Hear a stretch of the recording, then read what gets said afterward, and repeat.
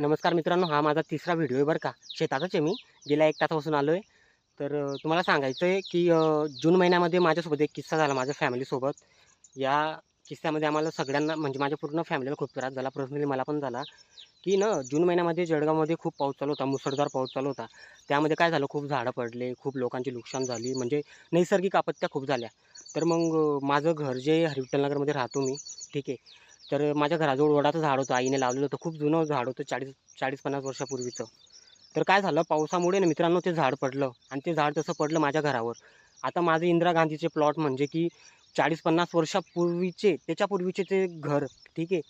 आणि ते जेव्हा ते झाड माझ्या घरावर पडलं, तर पुरं घर खाली दबून गेलं. पप्पांना लागलं काही, आजींना लागलं, मम्मीला काही लागलं नाही, मम्मी चांगली होती. तर मग सर्वजण आले, व्यवस्थित सुखरूपी बाहेर आले, ठीक आहे. त्याच्यामध्ये काय झालं माहिती आहे का, जे घर पडलं का, त्याच्यात आमचे सर्व म्हणजे जे एक स्वतःचं घर होतं ना आमचं हक्काचं, ते पण पडलं. पप्पा खूप इमोशनल झाले, मम्मी, मी. मला खूप काही दिवसांपूर्वीच मी थोडा मेंटली थोडा म्हणजे चांगला आहे. मला पण मनात खूप तेच विचार चालायचे डोक्यात. तर मग काय झालं माहिती आहे का मित्रांनो, त्यावेळेस मी लोकांचा अनुभव घेतला, की कोण आपले आणि कोण नाही.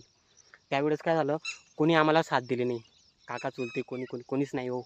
जेव्हा आपण संकटात असतो ना मित्रांनो, कोणी आपल्यासोबत नसतं. हे तर मला त्या दिवशीच माहिती पडलं. खूप खूप जणांना फोन केले, काय केले. मी कामानिमित्तानं बाहेर आलेलो आहे. तुम्हाला सांगतो. तर तिथं कोणीच होतं नाही. मी फॅमिलीचा एकटा मुलगा आहे. 2 बहिणी, दोन्हींचे लग्न झाले. एक भाऊ होता, तो एक्सपायर झालेला आहे. तर म्हणजे एवढं हे, की आज माझे आई-वडील भाड्याच्या घरात राहत आहे.